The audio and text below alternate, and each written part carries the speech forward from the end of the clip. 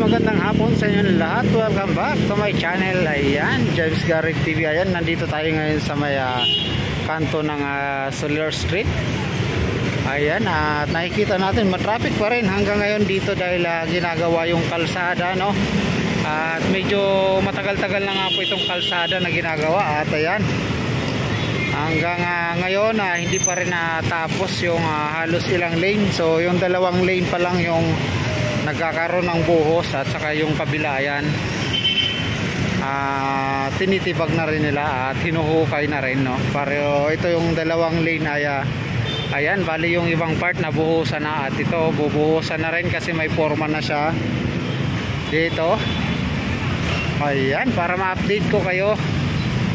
Talagang ito ay nagkakaroon ng laging traffic dito dahil yun nga nabungkal na nila yan. Ayan, tuloy-tuloy talaga yung traffic. So lalo na pag Sabado Linggo dito, ayan, may mga basura pa. May mga iniwang basura. Ayan, so buti na lang ito, dalawang lane may buhos na. At medyo matagal nga lang, no? So doon banda sa dulo hindi pa rin tapos. So pagitan nito ng Soler at saka ng dito Abad Santos, rekto na. Ayan yung ginagawang kalsada at medyo mabagal nga lang, no?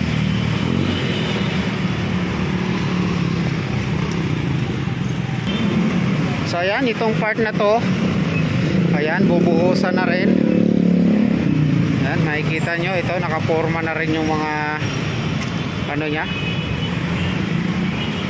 bakal para sa buhos. Ayan, at nandyan may pison na. Ayan, so waiting na siguro tong nabuhusan. Ayan, so Abad Santos na yan dyan, guys, papunta ron sa kabila Soler. Ayan, Reyna Regente. At yung kabila binubungkal na rin, no? Yan, nakita nyo yung bako. So yun ang nagpapatraffic dito, lalo na pag dating ng Sabado. Ayan, tingnan nyo naman doon Abad Santos. So mamaya akit tayo dyan sa footbridge para makita nyo yung traffic. Ayan.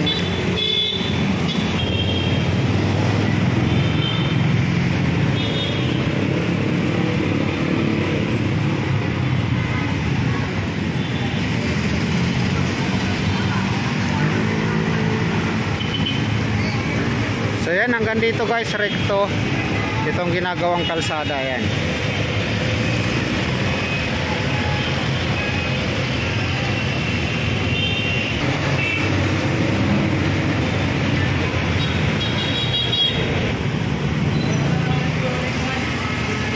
ayan, akit tayo dito sa taas para makita nyo.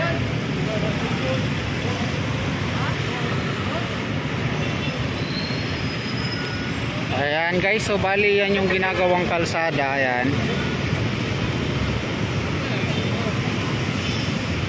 so bali yung dalawang lane halos nabuhusan na. So meron lang dito, ayan, bubuhusan na rin.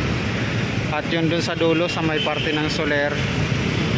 At yun sa kabila nya, nakita nyo yan, traffic.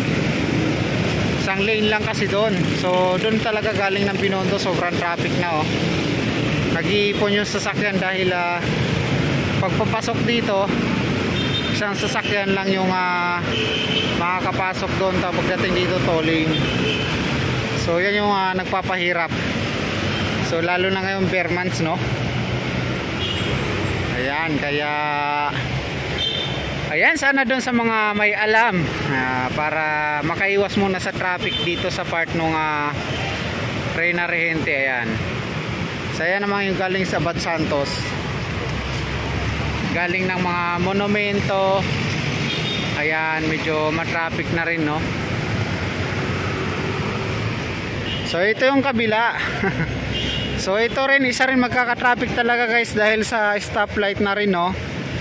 Ayan, so rekto papasok ng papuntang Cubao. Yan, so sobrang haba na ng pila. Yan yung ginagawang kalsada ng traffic dito sa ating Recto Divisoria at papuntang Binondo, dahil dun sa Binondo part naman ay mayroong mga ginagawang kalsada dun, yung Juan Luna Ompin. Ayan. So yan yung papasok ng Divisoria guys, maluwag.